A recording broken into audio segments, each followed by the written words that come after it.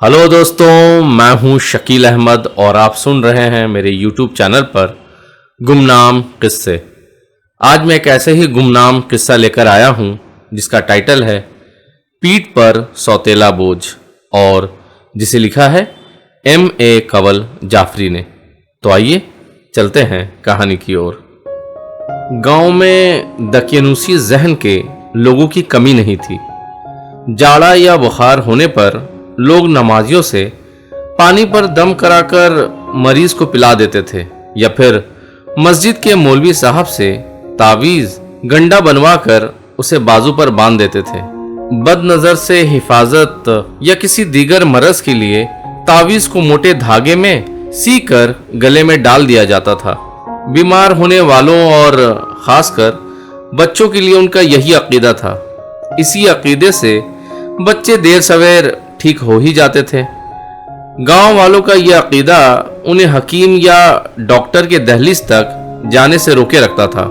جس گھر میں کسی کو بخار آ جاتا، اس گھر کا کوئی فرد اپنے ہاتھوں میں پانی کا گلاس یا کٹورا لے کر نماز کے وقت مسجد کے دروازے میں جا کر کھڑا ہو جاتا۔ نماز پڑھ کر مسجد سے باہر آنے والے نمازی پانی پر دم کر دیتے تھے۔ ہاتھ میں پانی لیے شخص دوسرے ہاتھ سے پانی کو ڈھکے رہتا۔ جب کوئی نمازی پانی پر پھونک مارتا تو وہ ہاتھ ہٹا لیتا اور دم کرنے کے بعد اسے فوراً ڈھک لیتا۔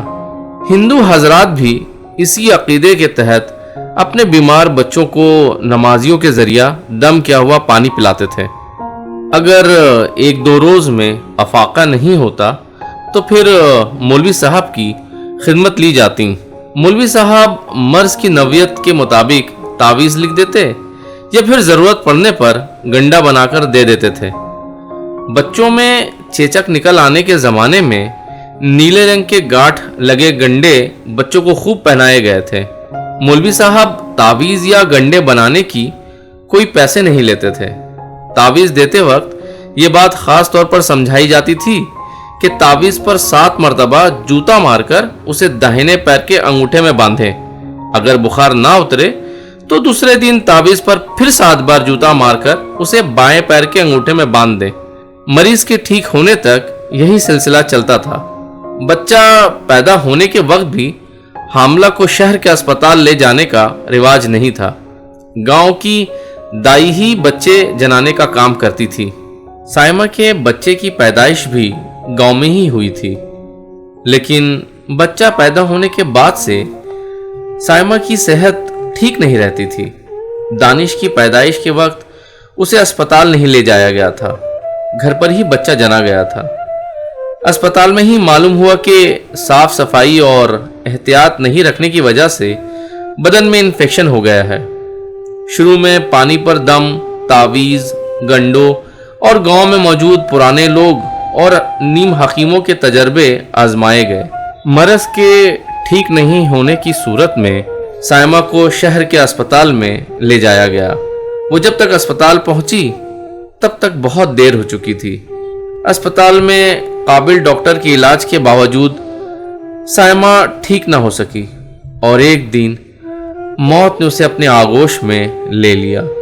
مرتے وقت دانش اس کے بیڈ پر برابر میں لیٹا تھا۔ سائمہ نے بیٹے کو اپنے اوپر لٹا لیا اور اسے بار بار چومنے لگی۔ شاید اسے یہ احساس ہو چلا تھا کہ اب وہ زیادہ دیر کے مہمان نہیں ہے۔ اس کی آنکھوں میں امید و یاس کی جنگ جاری تھی۔ وہ کبھی ساحل کی طرف محبت بھری نظروں سے دیکھتی اور کبھی بیٹے دانش کو نہارتے ہوئے سینے سے چمٹا لیتی۔ بستر پر بیٹھا ساحل اس کی آنکھوں کی زبان سمجھ رہا تھا۔ اس نے سائمہ کے سر پر ہاتھ رکھ کر تسلی دی اور بیٹے کو پیار کرتے ہوئے یقین دلایا کہ وہ دانش کو اپنی جان سے بھی زیادہ عزیز رکھے گا، اسے کسی قسم کی تکلیف نہیں ہونے دے گا، اس کی اچھی پرورش اور بہتر تربیت کرنے میں کسی قسم کی کوتاہی نہیں آنے دے گا۔ آخر کار سائمہ نے ہمیشہ کے لیے آنکھیں موند لی۔ سائمہ کے انتقال کے وقت دانش کی عمر صرف 3 مہینے تھی۔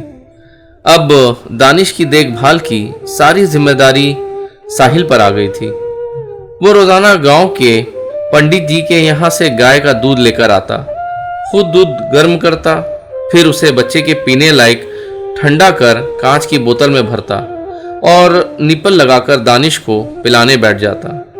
दूध पिलाने से पहले वो साफ सफाई का भी खास ख्याल रखता था। अस्पताल की नर्स के जरिया मासूम की परवरिश के बताए गए तरीके अपनाने की हर मुमकिन कोशिश करता था। एक बर्तन में पानी लेता, उसे चूल्हे पर रखता और फिर उसमें कांच की बोतल और निप्पल डालकर काफी देर तक उबालता रहता। फिर बोतल में ना ज्यादा गर्म और ना ज्यादा ठंडा दूध भरता और दानिश को गोद में लिटाकर अपने हाथ से उसे पिलाता। हालांकि घर में माँ के अलावा बहन भी थी, लेकिन साहिल इस बहाने बेटे के पास ज्यादा से ज्यादा वक्त गुजारता था। 6 महीने गुजर गए। साइमा का साथ ज्यादा नहीं रहने का मलाल घर वालों के अलावा साहिल को भी हर वक्त सताता रहता। साहिल ज्यादातर खामोशी रहता। घर के लोग और करीबी रिश्तेदार की खामोशी को नजरअंदाज नहीं किया जा सकता था। वो साहिल की परेशानी से अच्छी तरह वाकिफ थे। सभी चाहते थे कि साहिल निकाह कर ले और दानिश के लिए दूसरी माँ ले आए।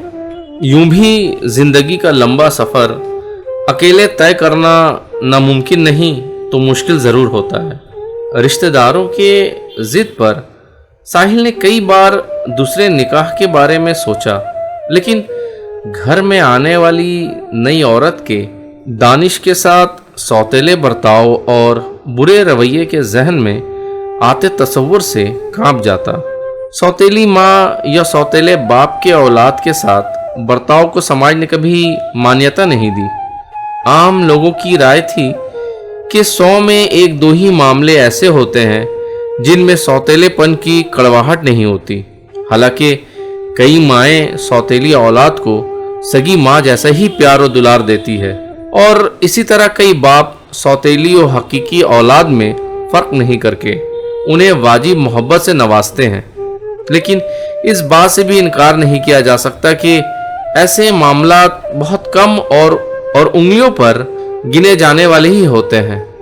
ज़्यादातर मामलात में नफरत की बेशुमार मिसालें आसपास ही नज़र आ जाती हैं। घर वालों के समझाने से आखिरकार साहिल ने दानिश की मुनासिब परवरिश के मद्देनज़र नाज़मा नाम की एक लड़की से निकाह कर लिया। नाज़मा ने दानिश को माँ का प्यार दिया। उसने सौतेले बेटे की पूरी जिम्मेदारी ही नहीं उठाई, बल्कि अपनी खिदमत और हुस्न सलूक से बहुत कम वक्त में घर के लोगों की वो प्यारी भी हो गई। साहिल की खुशी का ठिकाना नहीं था। माँ, बहन और बाप भी हर तरह खुश और मुतमईन थे। अभी उनके निकाह को 1 बरस ही हुआ था कि घर में एक और बच्चे की किलकारियां गूंज उठी। माँ के बराबर में लेटे छोटे से मुन्ने को देखकर दानिश बहुत खुश था। 1.5 साल के दानिश को घर में खिलौना मिल गया था।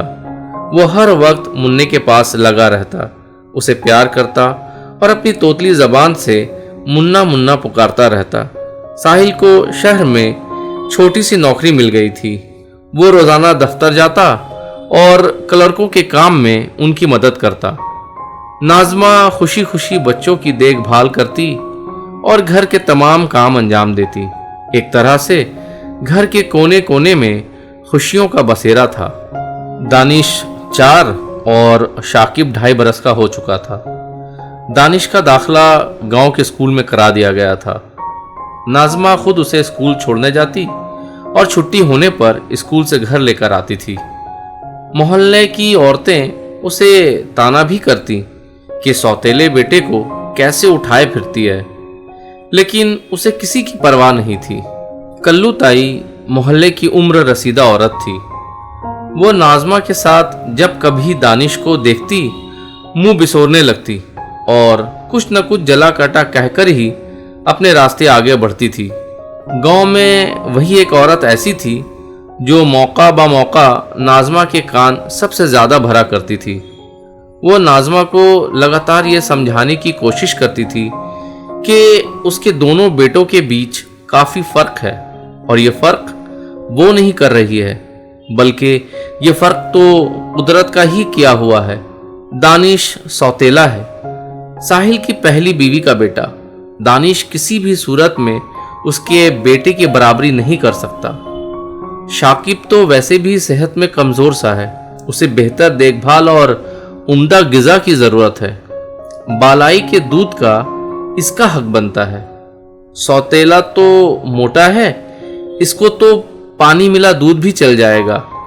سوتیلی اولاد پر کتنا ہی پیار لٹایا جائے، کتنا ہی بہتر کھانے پینے کو دیا جائے اور کتنی ہی اچھی پرورش کی جائے، لیکن سماج اسے قبول نہیں کرتا۔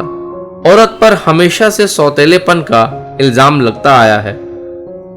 کلو تائی کا یہ بھی کہنا تھا کہ اگر وہ دانش کو اپنا خون بھی پلا دے گی تو بھی کوئی ماننے والا نہیں ہے۔ سب یہی کہیں گے کہ سوتیلی ماں کا رویہ ساحل کی پہلی بیوی کے بیٹے کے ساتھ اچھا ہو، یہ ہو نہیں سکتا۔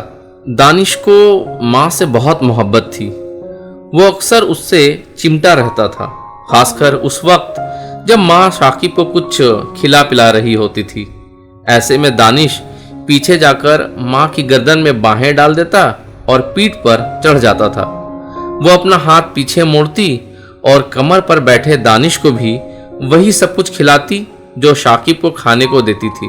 ناظمہ کو اس کی یہ حرکت کیسی لگتی، اس نے اس کا کبھی اظہار نہیں کیا، لیکن فرط محبت میں وہ آگے پیچھے ہل کر دانش کو جھولا بھی جھلاتی تھی۔ یہ روز کا معمول تھا۔ اگر وہ کبھی کمر کو جھٹک کر دانش کو پیچھے گرا دیتی تو وہ پھر سے کمر پر آ پڑتا تھا، ماں کے گلے میں اپنے دونوں بازو ڈالتا اور پیروں کو اوپر اٹھا لیتا تھا۔ ایسا کرنے پر کئی بار ناظمہ کا گلا گھٹنے لگتا، لیکن وہ اسے ڈانٹتی پھٹکارتی نہیں تھی۔ بڑے بھائی کو دیکھ کر شاکب بھی ماں کے پاس آ جاتا اور وہ بھی گلے میں اپنی باہیں ڈال دیتا۔ دونوں بیٹوں کے معصوم بدن کا لمس ناظمہ کو بہت اچھا لگتا اور وہ ایک طرح سے اس کی عادی سی ہو گئی تھی۔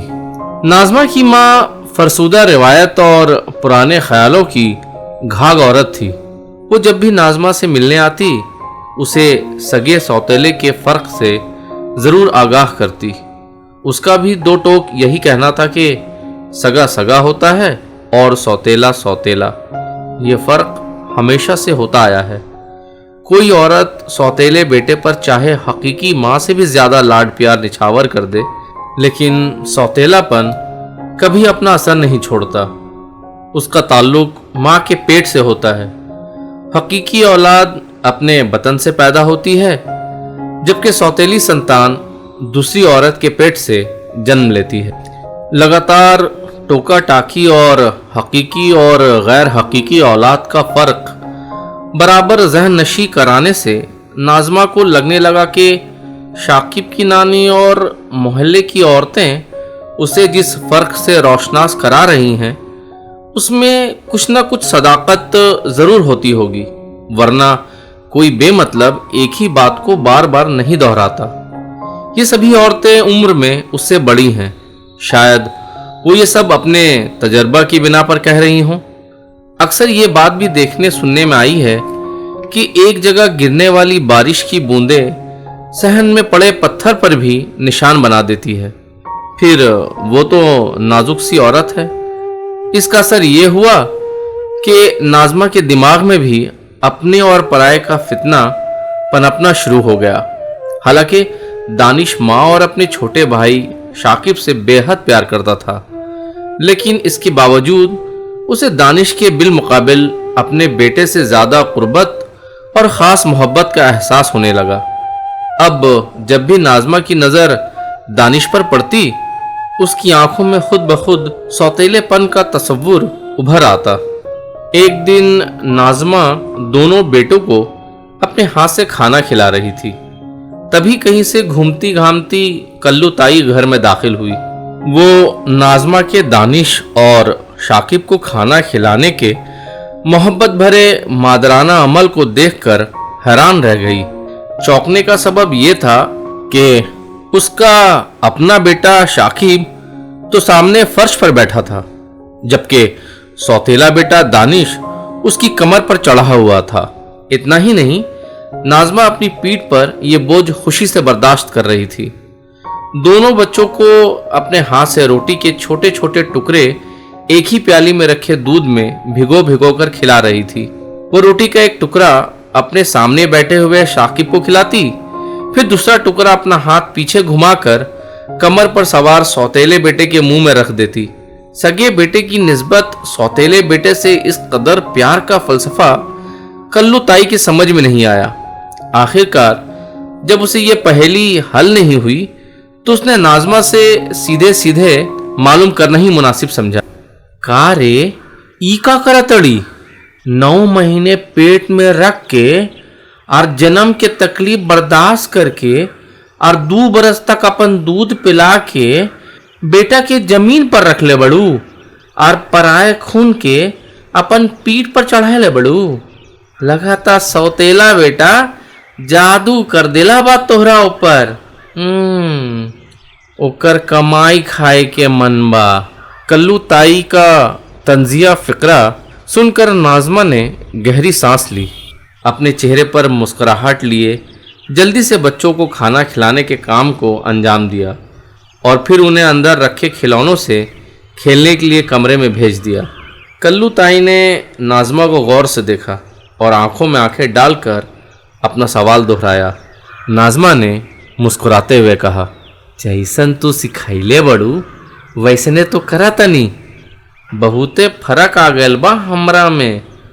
अब दानिश का लिए हमरा दिल में पहले जैसन ममता नहीं खे। दोनों के बीच में फर्क जाना तनी।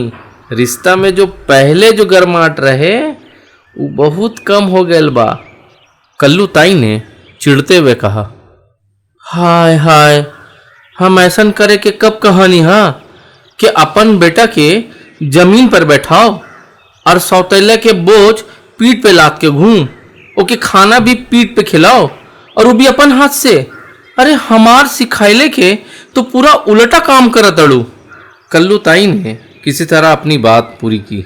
चेहरे पर फातिहाना मुस्कुराहट लिए नाज़मा ने किसी बड़ी बूढ़ी के पोख्ता अंदाज में आंखें मटकाईं और हवा में दाहिना हाथ नचाते हुए कहा, कल्लू ताई, दानिश हमार सौतेला बेटा हा, ओकर बोझ हम पीठ पर तो बर्दाश्त कर लेब, लेकिन अपन आँख के सामने अपन बेटा के ही रखब। दानिश सारा जिंदगी पीछे ही रही और हमार बेटा हमेशा आगे। ओकर जगह हम कोई के नहीं दे सकत। तो दोस्तों, ये थी एक छोटी सी कहानी। उम्मीद करता हूँ कि कहानी पसंद आई होगी। अगर कहानी पसंद आई है तो मेरे चैनल को लाइक करें, कमेंट करें, शेयर करें, सब्सक्राइब करें और हाँ दोस्तों, कहानी सुनने के लिए बहुत बहुत शुक्रिया।